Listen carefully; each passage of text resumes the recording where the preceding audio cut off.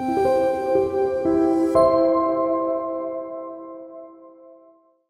Doctor Rohit Gupta, vascular and endovascular surgeon, Swasthyam hospital Nagpur से। ठीक है, आज मैं आपके सामने कुछ जनरल टॉपिक्स लेके आया हूँ जिसमें हम डिस्कस करेंगे वैस्कुलर सर्जन क्या है, वो कौन सी बीमारियाँ ट्रीट करता है। आजकल हम साथ में बोलते हैं एंडोवैस्कुलर सर्जरी, वो क्या होती है, उस सब के बारे में एक मैं जनरल इन्फॉर्मेशन देना चाहूँगा। सबसे पहले हम बात करेंगे खून की नस क्या होती है, उनका काम क्या रहता है, ठीक है, और उसकी बीमारियां क्या होती हैं। तो अगर हम खून की नसों की बात करें, रक्तवाहिनी, ये दो तरह की होती हैं। एक जिसमें शुद्ध रक्त जाता है जिन्हें हम आर्टरीज बोलते हैं, दूसरी जो खून वापस लेके जाती है उल्टे दौरे की नस, उसे हम वेन्स बोलते हैं। दोनों में ही खून का प्रवाह रहता है। कभी भी अगर इन नसों में रुकावट आई या फट गई हैं तो अलग अलग तरह के लक्षण आते हैं, जिसे अगर हम समझ पाए सही समय पे तो सही समय पर इनका इलाज हो जाएगा, जो कि बहुत ज़रूरी। सबसे पहले हम बात करें शुद्ध रक्तवाहिनी।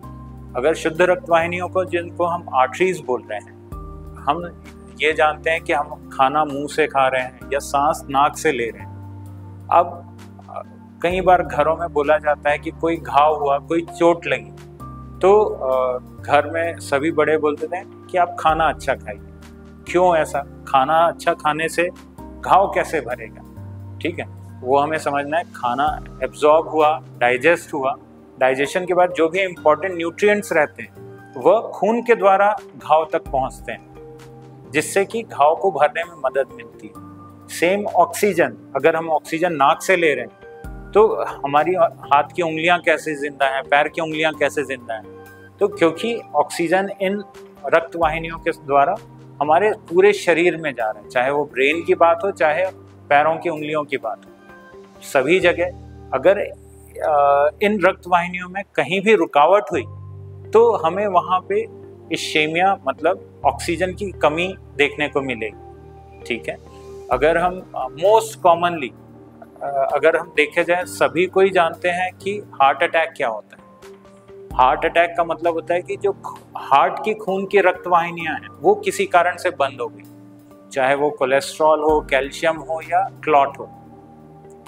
ऐसे ही अगर ब्रेन की रक्तवाहिनियां बंद होती हैं तो हम उसे ब्रेन स्ट्रोक बोलते हैं या ब्रेन का अटैक। सेम हाथ, पैर, पेट में कहीं पे भी ये चीजें हो सकती हैं, क्योंकि ये सिस्टम एक ही है।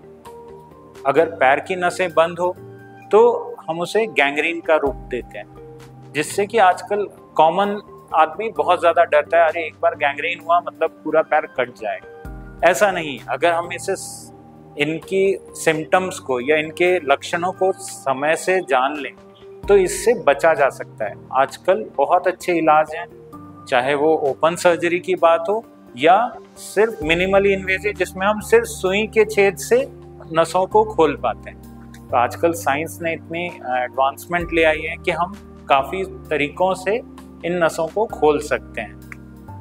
तो ये तो बात हुई एक जनरल खून की नसों के बारे में कि हम क्या देखते हैं। अब अगर वैस्कुलर सर्जन की बात की जाए तो वैस्कुलर सर्जन इंडिया में रिलेटिवली नई स्पेशलिटी है, जो अभी 15-20 सालों में ही इंडिया में डेवलप हुई। ये यूरोप में या अमेरिका में पहले से थी, लेकिन इंडिया में अभी अभी आई है, इसलिए इंडिया में इसकी अवेयरनेस बहुत कम है।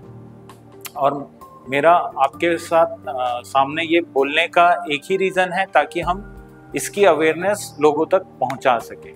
हम vascular surgeon, vascular and endovascular surgeons जो रहते हैं, ये इन्हीं नसों की बीमारियों को ठीक करते हैं।